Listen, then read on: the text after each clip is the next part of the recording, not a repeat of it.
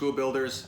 Happyakrz here, and it's November, and November, as you may remember, is National Native American History Month, and so I wanted to design a kit this year that showed Native Americans in a different kind of manner than what we typically see in movies and TV. Unfortunately, most of the time when we see Native Americans, it's like a cowboys and Indians show or movie.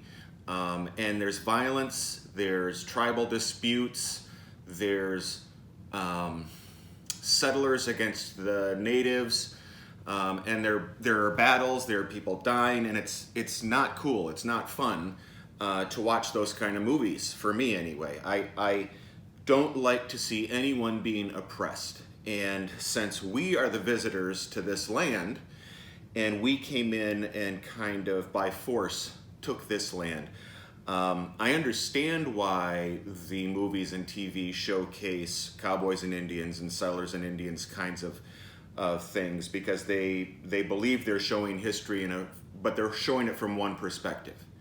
I want to see it from another perspective, and that is from the Native Americans before we were here, and some even after we were here, but mostly from when they were living peaceful lives, coexisting with other tribes in other parts of the country. And so this particular kit is called the Great Plains Teepee, because this is kind of iconic of what the Native Americans who lived out in the plains states, what they looked like. It was a semi-desert, grasslands kind of area, and they would hunt buffalo, elk, deer, and they would cut down trees as the poles that would lean together, and then they would wrap and sew skins together and hides together to create a safe habitat from the environment. And then they would fish, they would hunt, and live peacefully on the plains. So this kit is all about that peaceful existence on the plains of North America. And so here, the cool thing about the kit is that it actually opens up. So there's a hinge in the back, and it opens up, and on this side we have a campfire with some bowls and pots, because they would make their meals inside. On this side, we have kind of a representation of an animal hide and some bedrolls for where they would actually sleep. We have 3 little minifigures, a chief, his wife, and a son. So you can kind of play around with this a little bit. But the fun thing is that it's giving you an opportunity to try to build something that's different than we've built before. It's a very different technique. You're going to want to be patient with it. Building each one of the panels of the teepee is relatively simple. But getting them to line up and to stay that way, once you've built it and it's pretty stable, it's very stable.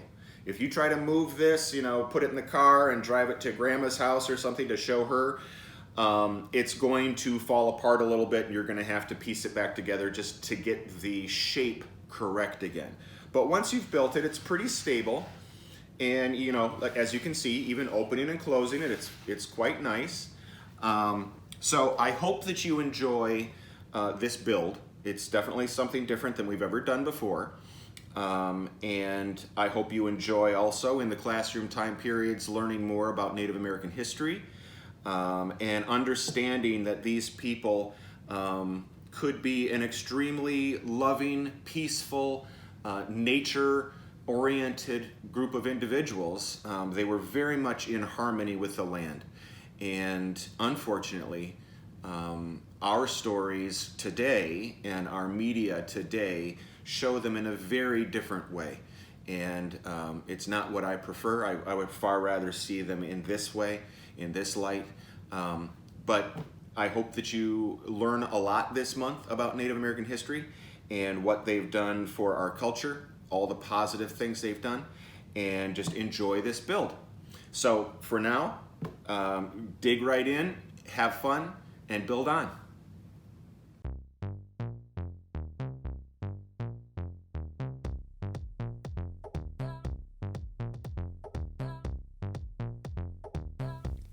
This kit is a little unique in that the parts involved are only really plates and tiles. There are very few bricks, and I don't think there are any technique parts, but we do have 3 minifigures and some very large plates, some base plates for the teepee. So getting them sorted out should be relatively easy.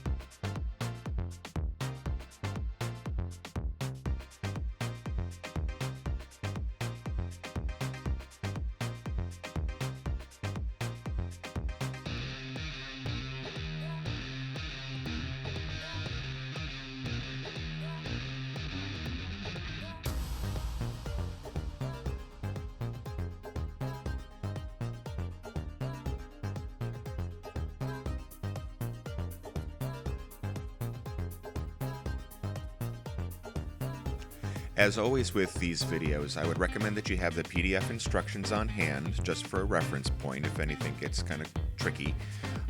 And for each step, I grab the parts necessary and place them on the cutting block up above. And I do that slightly fast forwarded so that we can keep the video short. But then I will go at regular speed while we're actually putting the parts together for that step.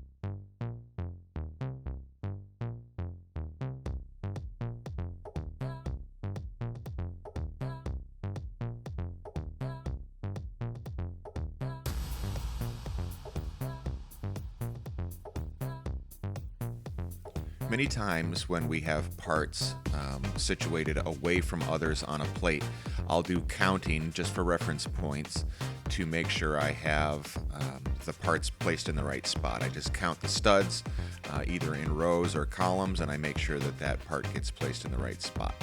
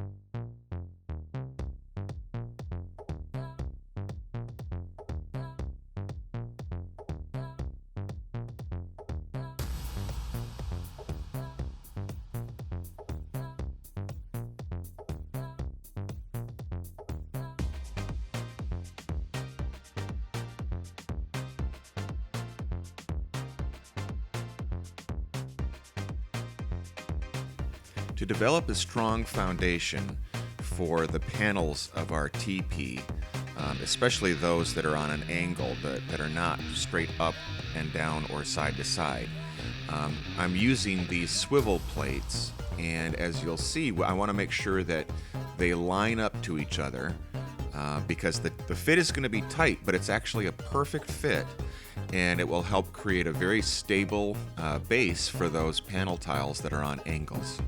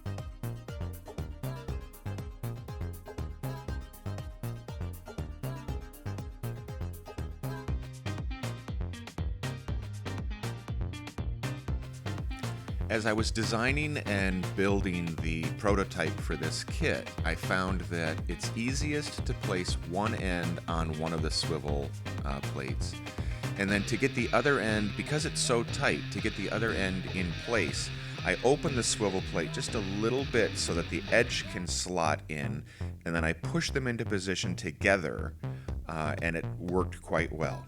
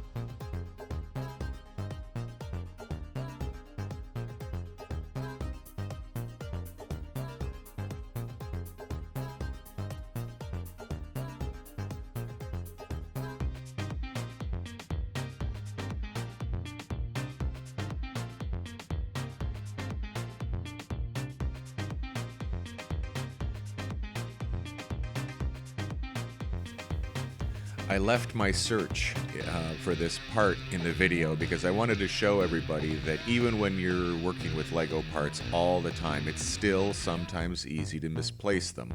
I knew I had it out here. I just couldn't find it, and there it was sitting underneath one of the other plates. So don't despair, just keep looking, you'll find the parts.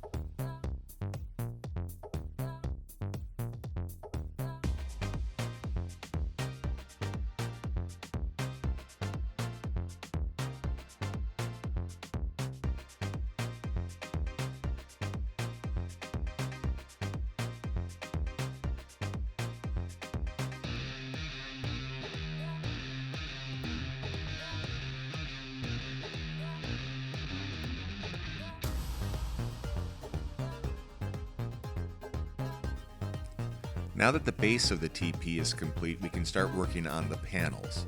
This will be a little repetitive, but each panel is assembled slightly differently, and their position will rotate around the base.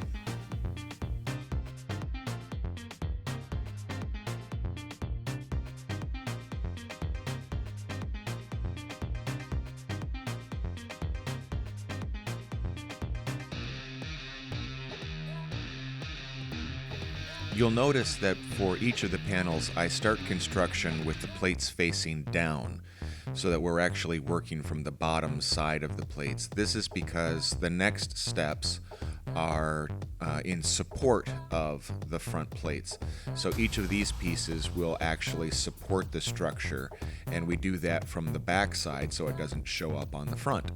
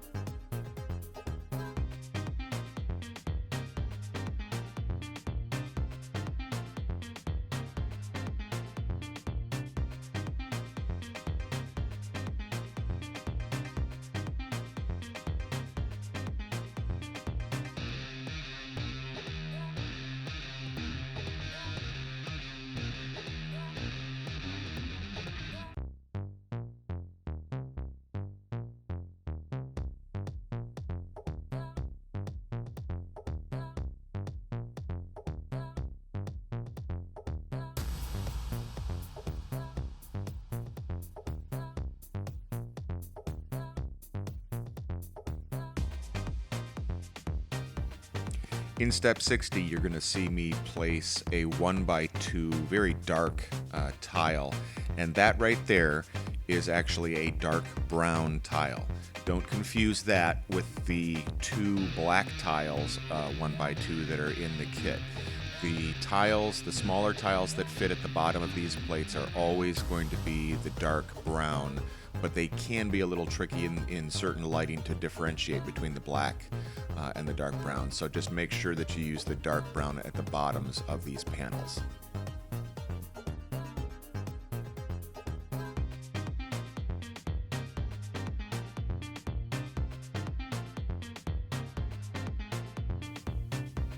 The red 1x1 round plates don't actually sit on top of a stud. They sit in between studs. So the easiest way that I have found to do this, as you can see it's a little tricky, is to put it roughly in place, hold it with one thumb, and then use your other thumbnail to snap it into the position in between the other four studs. So again, it's just hold it in place with one thumb and then snap the other side into position with your other thumbnail.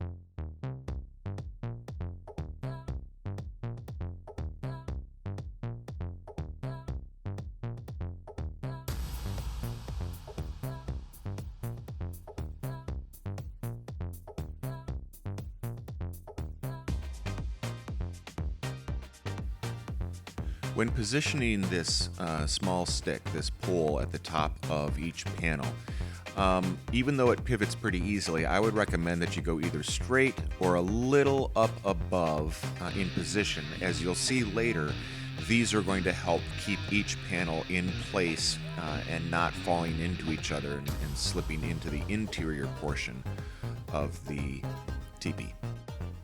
And once you have your panel ready, you can just slot it straight down into the hinge brick below.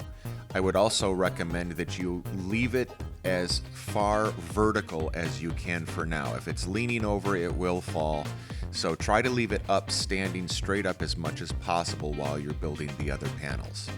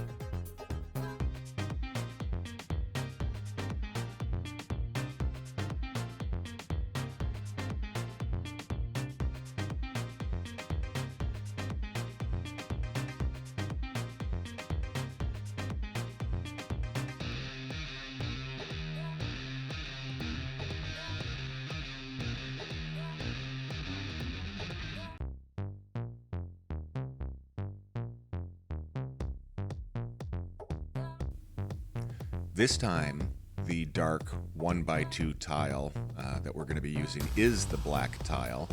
So in just a second, we're going to place that in between the quarter rounds. Here we go. That tile right there is a black 1x2 tile.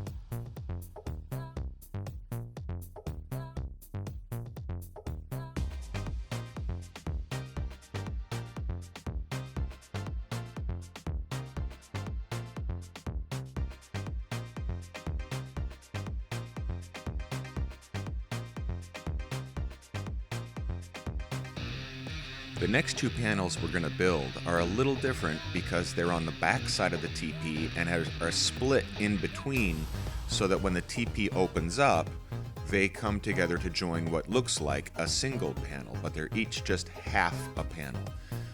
So that's why the construction is a little bit different.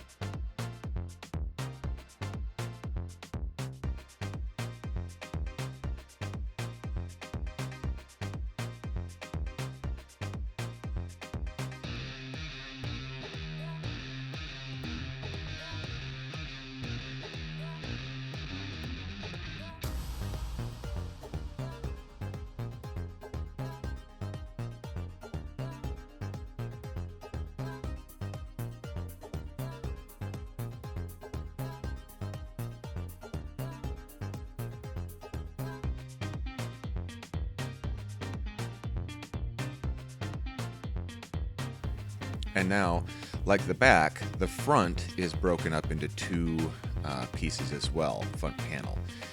So each side will be done to mirror the other, and it will allow the teepee to split open and still look like a single panel when it's closed.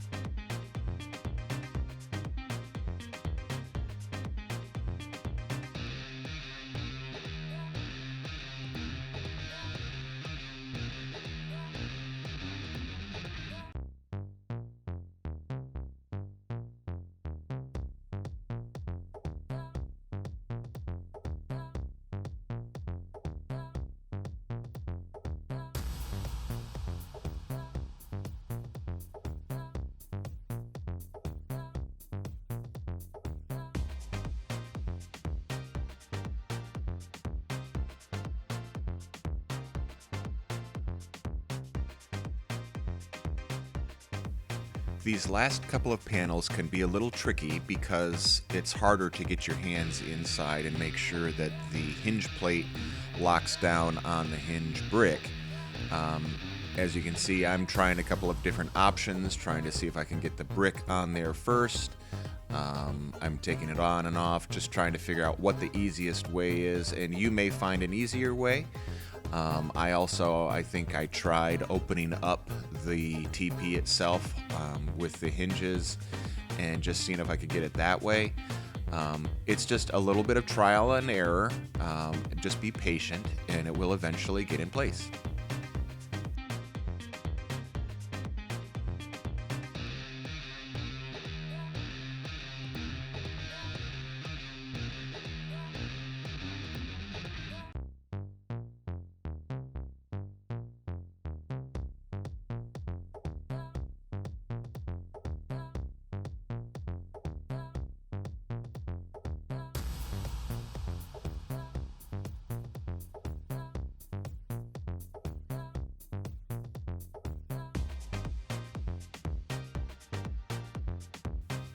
The final panel is a little interesting because for some reason I left out a 1x4 white plate. It's right there on the side, you can see it, but for some reason I did not include it in the instructions, and I left the bottom portion of this panel as separate, and you can see where I'm a little confused right there as to why that's sitting off to its side. If you'll notice on the previous panel that we just installed, there is a white 1x4 on the outside edge that connects that 2x4 plate, white plate, to the rest of the assembly. It will eventually go together, but right now you could put that white plate where my thumbs are. So I apologize for that. Maybe down the road I will redo the instructions and include that plate there.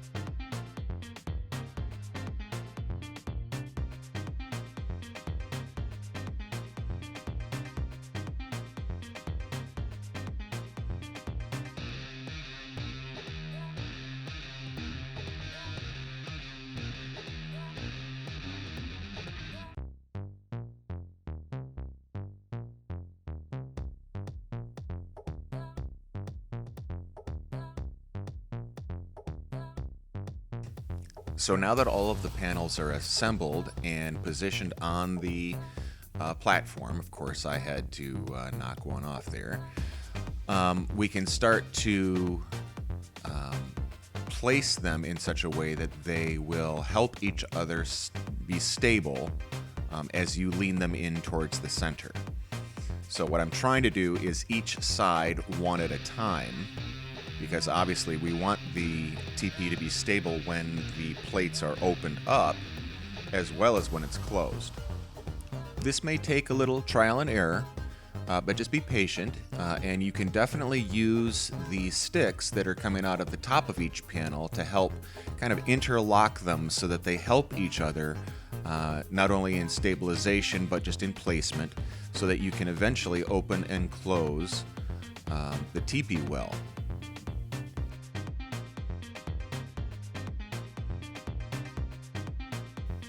As my fingers are way too big to get inside there, I eventually got smart and used one of the little sticks with a flange to help position and pull those plates into the right spots. This is a great way to finesse the position of those panels and make sure that everything is in the right place and looking good.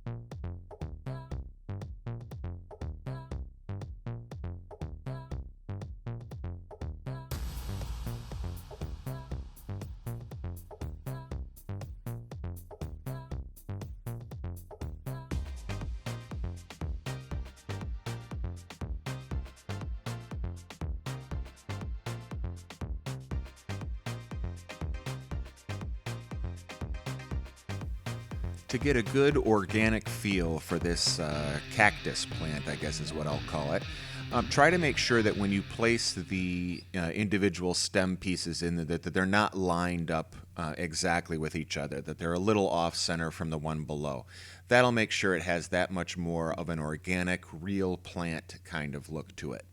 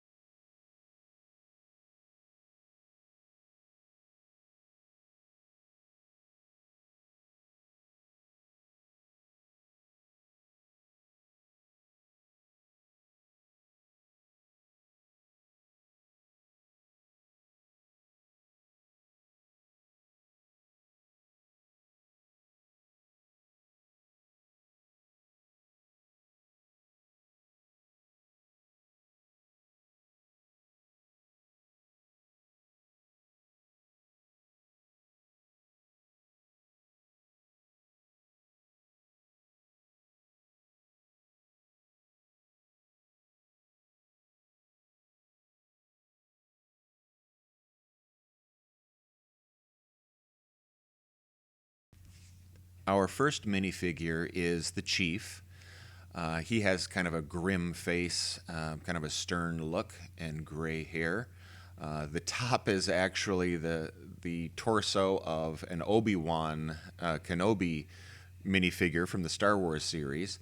But I figured that it would look just as good on an Indian chief out in the Great Plains.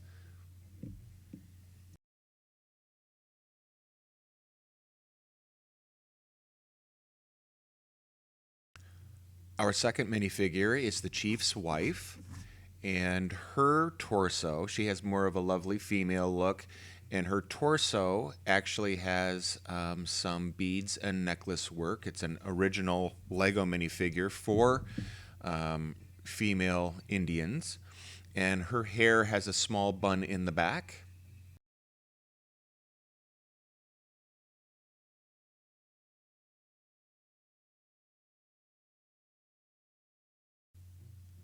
And our third and final minifigure is the young Indian son who's excited on one side of the head, and on the other side he looks a little nervous, like he's freaking out about something.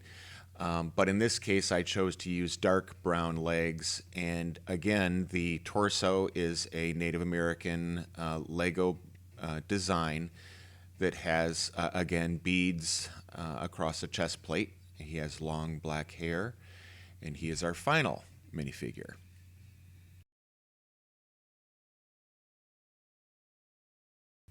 And with the minifigure inclusion, our Great Plains Teepee is now complete.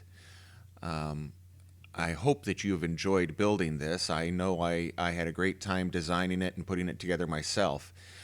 Again, I just really wanted to show the Native American family in a setting that wasn't violent, that was peaceful and just existing on the plains, enjoying life and being a part of nature. And so this kit to me really exemplifies what that lifestyle was all about. I hope you enjoy, and I hope you have a good time during November's Native American History Month.